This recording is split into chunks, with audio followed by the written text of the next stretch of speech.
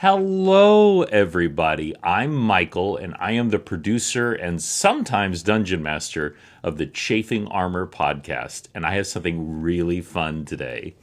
The wonderful people at the Story Engine sent me this package. It is unopened. What the Story Engine is a series of cards that helps prompt you for telling a story. Now, you can do this for anything. You can do it for improv, you could do it for a murder mystery, or in my case, you can do it for Dungeons and Dragons. Now, the wonderful people at SideQuest. Now, SideQuest is a group of improv people. They are going to guest on the Chafing Armor podcast, the D&D podcast that's been running for years, since 2017. And what we're going to do is, since we've got these wonderful improv experts, we are going to create a campaign using Story Engine. Are you ready? This is going to be fun. Okay, here we go. I have not yet opened this Story Engine, so I'm very excited to show it to all of you. Are you ready? Ooh, it's got that new package smell. Now, we may have a little green screen issues with a few of these things. Look, I got ASMR going there. But we're not going to worry about that. Look how gorgeous this is. This is the Story Engine deck. There are different kinds, but this is the one that they sent to me, and we are going to go through it here. I love this, by the way. My player, James, when I told him about it, he was basically like, oh, I was actually about to buy that. So I'm probably going to send this to James afterwards. This is gorgeous inside. It has a wonderful overview, kind of like prompts and things like that you can work with, how the different story seeds work, that sort of thing. But what I wanted to do was go through these together with y'all, and I've got my little notes here, and we are going to create an adventure that we are going to do for the side quest folks for on Chafing Armor. Okay, so one by one, we're going to go through, and we're going to open these cards, and these are going to be the prompts that we're going to use for this Chafing Armor one-shot. It should record in February of 2025 if all goes well, but we are going to see. So this is the agent card. So this is the who, the instigator, the big bad, the NPC, thing like that. We're going to go through those. Let's look at just one example of one of those would be a merchant, an investor, a grifter, a miser. So it not only do they have several to choose from, but there's multiple ones on each card. So you can imagine when you multiply the number of cards by 4, that is a lot of prompts. So it's really, really nice. So the next part is, more ASMR, the engine card. So let's look at an example of an engine card here, which is wants to unmask the conspiracy of, or wants to enact a secret plan revolving around. Nice. And then we have the anchor card. We're going to see exactly what this looks like here. This is very exciting. So an anchor would be like a museum, a necklace, an exhibit, an auction item. I think that might be the MacGuffin, as we say in story, but we will see. Oh, and there's the fun part. This is the conflict. What puts the story into conflict? What do we have here? Examples might be, but it will turn them into someone who they never wanted to be. Or, but it will take them somewhere they never wanted to go. So we are going to have fun putting all these together. We've got one more deck here. We've got the most important deck of our, which is the safety packet. I don't think you're supposed to eat this. I kind of want to eat it. No, I'm not going to eat it. Don't eat that. The Story Engine does not support eating the safety packet, nor does Chasing Armor. I'm going to try not to hold this one up too much because it's green, and my green screen might not like it very much. But this is the aspect card. So we have here traumatic, revolutionary, gilded, and Misunderstood. Very nice. I love these prompts. As many of you know, I am also the cast member, the Lord Mayor at the Medieval Fair of Norman, and this is actually how we do improv, is with a similar set of cards. But I really like these. Our head improv leader, Jay, expressed some interest in these as well, so I may have to give him a chance. So let's go through here. The Story Engine deck contains 180 cards for creating storytelling prompts for fiction, art, role-playing games, and more. You can use it as a multiplayer activity. It has 2 rules. Don't put the deck away until you create something, and ignore any card, rule, or guideline that doesn't help you create. I like that. That's really nice. There are 5 types of cards as we went through: agents, anchors, aspects, engines, and conflicts. Okay? And so for arranging them, there are 3 ways to arrange the cards. Place. Put a card on the table face up. Place cards from left to right, otherwise specified. Tuck. Place a card face up under the other card. Or rotate. Turn a card or tuck a card so the card is facing you. When creating a prompt, you may be instructed to draw more cards than you need. Choose the cards you want to keep and put the extras aside. These will be called your discards. You may want to rotate cards to use different cues at any time. You can also exchange cards from your prompt with your discards whenever you want. A simple prompt, story seed. The simplest prompt is to create one of each from each card type. Draw an agent, engine, anchor, conflict, and aspect. When you are happy with the cards and cues you have chosen, interpret the prompt and imagine the story. So that is a very, very simple way to do it. That's probably the way I'm going to do it, but we will see if there's any other options here. You may want to use your prompt to write a story on the spot, make one for the future, which is what I'm going to be doing, a D&D one-shot. You do need to use the actual words or images from the cards in the story or that you create. On rare occasions, an agent card may imply a gender, such as a witch. Feel free to interpret as need be. I like that. As someone who is gender fun, that's a good one. Optional mechanic, locking cards. You may want to create a prompt that includes a story element you have already created, such as a main character from your novel or a location from your RPG campaign. This is called a locking card. To do this, take the instructions from the building a prompt and choose a card to replace with the pre-existing story element, which makes perfect sense. The Chafing Armor universe has existing locations, and if I wanted it to take place, say, in Masgate or in Kalimvor, I could lock it to that location, but then use the other prompts to help me tell the story. I like that a lot. So, simple prompt, character concept. These instructions are to help create an idea for a complex character with a starting point for their character arc. You can draw 2 character cards, 2 motivations, an anchor, and another character card. Draw and place a location card, and then optional, you can draw an anchor, and then draw a whole bunch of the aspect cards. So these are just different kinds of ways of telling the story. You can also change the prompt. You can have complex prompts. You can have complex prompts that involve the circle of fate. Oh, I like that. That's where you've got several different ones kind of encircling each other. You can have a clash of wills. You can have a soul divided. So there's all kinds of ways that you can mix and match these cards in order to tell a story. So what I'm going to do is I'm going to start with the simplest way so that we can kind of get an idea. If we get a satisfying story from this, first of all, we need room. First of all, we have full permission to go back and redo, but I thought it would be really helpful if we could do that. Okay, so we're going to start with the simple prompt. All right, so we're going to start with a place.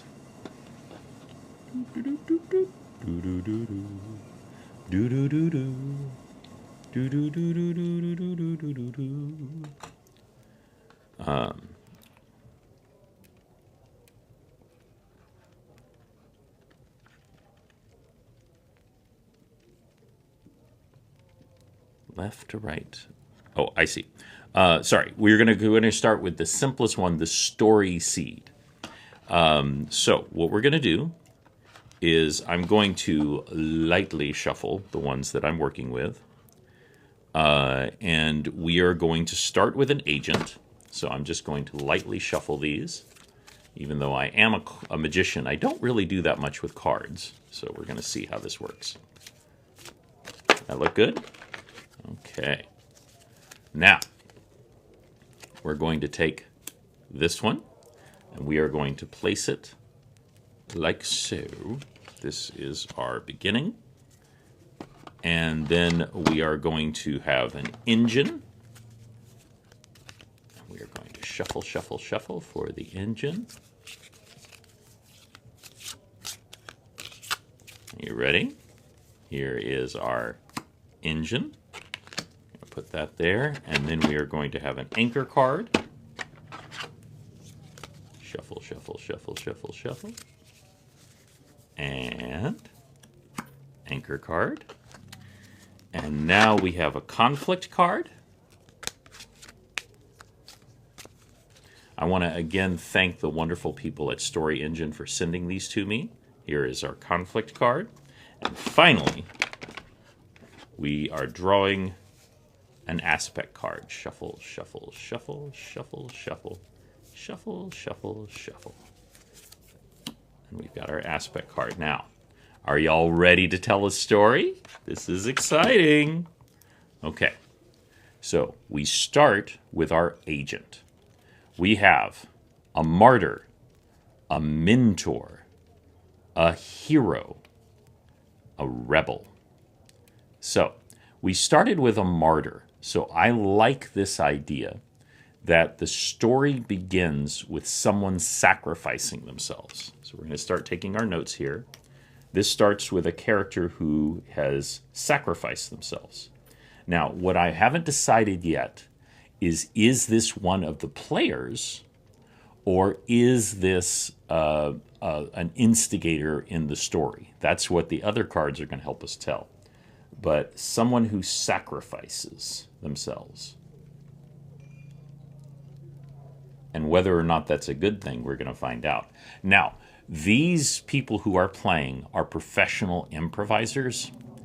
And there's something that I know about improvisers is they can get a little silly. So I do want to ground the story a little bit, but I know that it's going to be a little lighthearted. So I don't want it to be grim dark. You know, I don't want it to be just devastating and awful. I want it to be a little serious, but it needs to have room to be a little silly, because otherwise it's just going to be depressing, and it's not going to fully take advantage of these wonderful improvisers. So we have our martyr. Now we have our engine card. We've got two engines to choose from. Wants to reveal the dangers of, and wants to conceal the dangers of. Okay, so here we have our martyr. Our martyr has sacrificed themselves. But what have they sacrificed themselves for? Is it to tell everyone about a great evil that's coming? Or is it to keep the evil hidden? And that's the one that I like more. Because if it's to keep the evil hidden, it implies an ongoing tension. So like you're holding on to something and your muscle is taut and you can't let go. Is this martyr trapped in like internal torment? But by doing so, they are keeping the evil at bay. Was this something where their immortal soul is in danger? So they are keeping a danger concealed. Now, it could also be that they are keeping this danger concealed for selfish reasons. Now, I'm interpreting more a martyr as someone who is more altruistic, but you can be a martyr for the wrong reasons. So we might touch on that a little bit. By the way, the side quest characters are going to be level 5 D&D characters, just to give them a little bit of oomph, but not make them overpowered. Now, but it will turn them into someone they never wanted to be. So this is the card that I had earlier, but it will take them somewhere they never wanted to go, and I like that one. Take them somewhere they never wanted to go.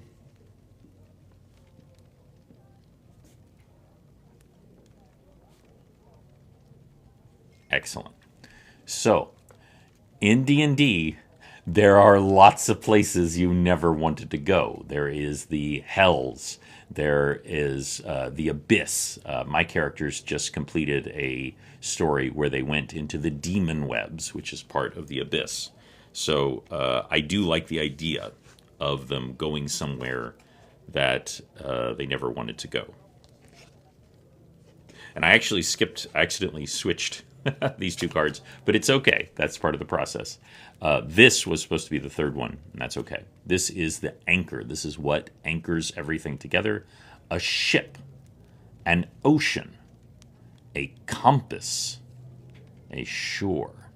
Now, the original D&D campaign for Chafing Armor, a lot of it took place either in Masgate or Kalimvor, and both of those were dock cities that took place on a sort of horseshoe-like area called the Sand Swallow Sea. So I do like these props for locking in and making Chafing Armor a real and present place. So I think what we're going to do is to use the ship. So the ship is going to be our anchor, because one of the main characters of the original campaign was Tix Birchmanson, who was a cleric gnome. And he fell in love with a ship captain, or I should say with a ship owner. And she was the owner of the good ship Pisswhistle. Yes, that is actually its name. The good ship Pisswhistle. And so I think that is going to make a wonderful grounding into the Chafing Armor universe, that the Pisswhistle is involved. It's inherently a very funny name. It allows me to bring back several characters that I had from the original campaign of Chafing Armor. I can bring back the captain, who actually transformed into a shifter, which is not something that's supposed to be possible. You're supposed to be born a shifter. It's not like being a werewolf. And we also have the lady love of Tix Birchmanson, and we have several other NPCs that are involved in this. But we also have someone who's trying to hide something, someone who's trying to conceal something. How does that work? What does that mean? Very interesting. So we've got one more, and that's very important to this. This is the aspect card. This is to add the final je ne sais quoi to the story. We have a secret, scarred, illusory, or generous. And the one that jumps out at me is illusory, because that is what they're concealing. There is something illusory going on here. Okay, so what I want to do is I'm going to freewheel with these cards a little bit, and we are going to take one more agent. What this agent card is going to let me do is help define who that martyr is. Okay, so we've got a soldier, an assassin, an enforcer, an athlete. Now, this makes it very, very easy, because in the original campaign, there was a drow, and she was an assassin. And she actually survived, even though she went through a lot of crap. And her name was Zuana. So what we're going to do is we're going to bring Zuana, and she is the one trying to conceal what's going on. So we've got Zuana, and she wasn't on particularly good terms or friendly terms with the owner of the good ship Pisswhistle. So I can see an easy conflict there. But what is Zuana trying to hide? And that's where we're going to pull out another card. And we are going to pull out an anchor card and see if we can get some good information for this. A suitcase, a station, a coach, a document. Now, there's something about a suitcase that I really like. I like that a lot. Okay, so here's where things get interesting.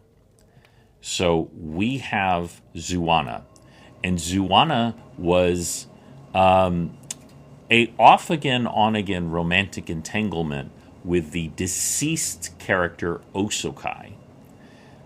And Osokai was then replaced after he passed. The playing character was replaced by a Kinku, which it gets even more complicated in that. But that Kinku had a backpack that was a construct, that was a mimic. So it wasn't literally a mimic, it was a construct to have mimic-like properties. It was sentient and actually very powerful. So I think what that suitcase is telling me is that we need to involve this mimic backpack. What do y'all think? Yep. And that mimic's backpack name was Mimi, because that's all Mimi could do was say, Mimi, Mimi. And by the way, Mimi is just a shabby, indescript-looking backpack, but it had two little buttons that were actually eyes. But we later found out that Mimi could actually do some Reed Richards-type shape-shifting, was actually relatively powerful. That was something that was revealed later in the campaign. So what we have is we have an opportunity. This story will take place several years after the end of the first campaign. So we have Zuana. She is a drow assassin. The queen, the god of the drow, has been killed. That is what happened during the Demon Webs campaign. And in that vacuum, the drow society has been thrown into shambles. And so, including Zuana, her place in that society, she herself was part of a revolution to help some of the lower class drow rise up. We actually had a playing character who played one of those drow. And so we have really good opportunity here. And the question is, what is inside Mimi? What is being hidden that is so important that Zuana is willing to risk anything to keep from getting it? Are you ready? We have a lock, a staircase, a facility, a tattoo. Now, I do really like a staircase because it would be kind of fun if Mimi was like a bridge to another reality, because that's very much a thing in D&D. But I really like a tattoo. That's very interesting. What if there was a tattoo that was a sigil of incredible power, and that if you are able to defeat the person who has it, it will then transfer to you and give you immense power? So what I think is that one of the gods, there are other gods in the Drow pantheon, just none of them were nearly as powerful as the Spider Queen. And I think that one of them is making a play for power. And the way that he's doing that is he is giving this tattoo to people, which is giving them incredible power. But it's also driving them insane, making them incredibly dangerous, making them unstable, which is great for him because it makes them really powerful. So say this tattoo is kind of like a werewolf bite, that one person can infect another, can infect another, can infect another. And so Zuana has found a way to keep it at bay. She's found a way to lock it in. And the way she found that was by locking the only person who currently has it. She's been able to destroy all the others because she's a very powerful assassin. But she was able, there was one she couldn't stop, but she was able to lock him away. And she was able to lock him away inside Mimi. And so she is keeping that hidden. She is keeping it illusory. And she is trying to find a way to permanently get rid of him. And that's where the players come in, because she needs their help. Because she has to enact a ritual, a summoning, a banishment, something like that. But there are forces at work that are trying to unlock this trapped individual. Now, speaking of this trapped individual, let's see who we've got trapped in there.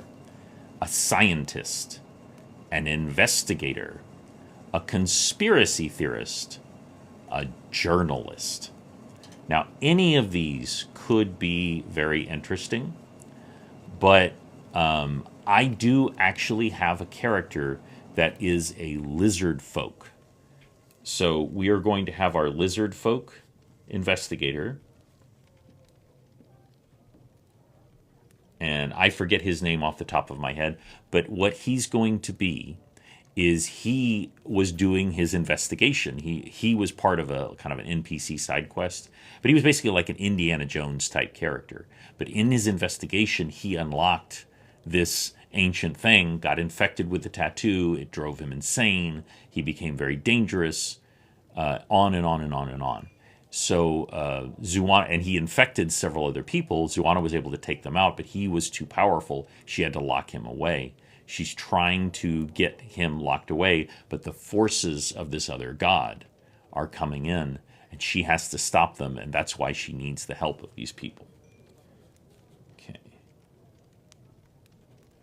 Wrapped in meaning. Okay, so what we need is we need a ticking time bomb. Something is happening that is making this tick, tick, tick, tick, tick, tick, tick, tick. It must, the ceremony must be done on the piss whistle, so it must be done out on the Sand Swallow Sea, possibly using the abandoned lair of the Leviathan that was destroyed, I'm sorry, the Kraken that was destroyed. It actually was infected with a mind flayer tadpole, which is normally impossible, and became a cracklithid. But there was an elder god that was part of it, literally, that was banished in that lair. So let's say that it has to do with the Leviathan lair. But what is the ticking time bomb? What is the thing that's why we have to do this now? Truth-telling, elegant, nurturing, ominous. So ominous works just fine, but let's go ahead and add a conflict. But they will owe something to someone they despise. So this requires that they have to make a deal with an entity that they don't want to, which of course is usually a devil. Now, in the Chasing Armor campaign, there was a devil, a very powerful devil, that is connected to one of the original characters. And she's a tiefling, and he is actually like her connection to the demonic planes. So what we'll do is we'll have him be the one that they have to make a deal with. He will trap this individual. He will stop this individual, but in exchange, they have to help him, which what he wants more than anything is to be freed from his frozen prison. So they have to be willing to make a deal with him. Okay? So.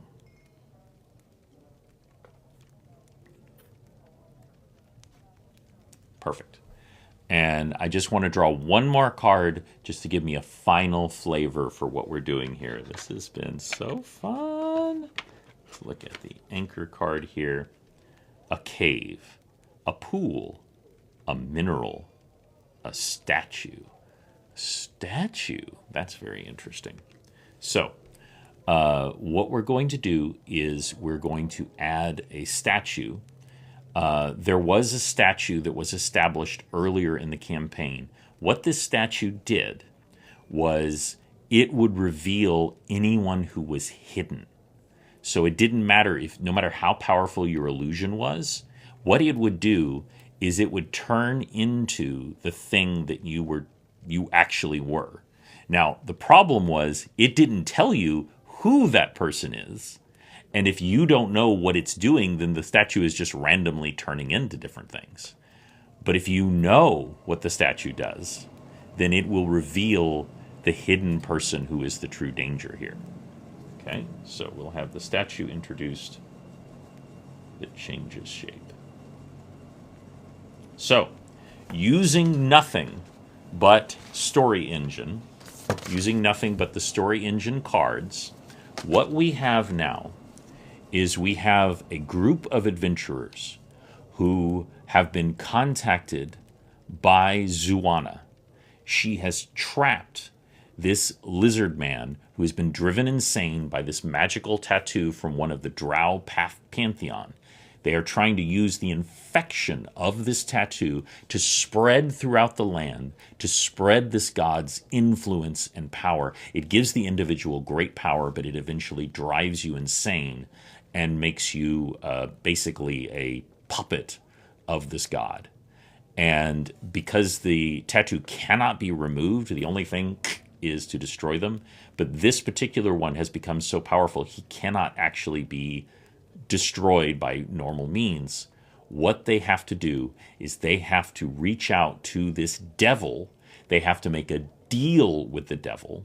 And what he will do is he will lock this entity in ice eternally, which is somewhere they never wanted to go, which of course is one of the hells, which is a lake with a giant ice floating around it. And the only way to get there is through this Kraken's lair. And they have to do so before it escapes, before the lizard folk escapes from Mimi. They have to make the deal. While they're doing this, there are agents that are trying to free this lizard so that he can spread the tattoo, because it's the only way that it will. If it ends with him, then there'll be no more. But if he gets loose, it could infect the entire world. And not only would it unbalance everything, but would effectively destroy the world. And all it takes is that they have to go to one of the hells and they have to make a deal with an incredibly dangerous devil. Does that sound like fun? Oh, so again, I would like to give a big thank you to the Story Engine for sending me these cards. Not only did I greatly enjoy this, but I look forward to working with these cards in the future for creating more story prompts. I may be sending them to my player, James, so that he can use it to create some more story prompts. And I want to encourage y'all, if you would like to find out more about this, go to the Story Engine, look them up. You can find...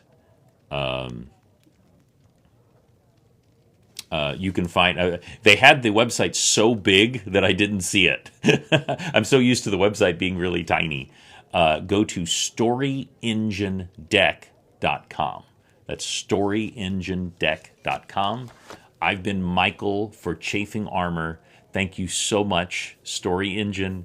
And I can't wait for all of you to hear this campaign, which will be published on Chafing Armor podcast on your podcaster of choice. I've been Michael. Thank you so much. And roll for initiative.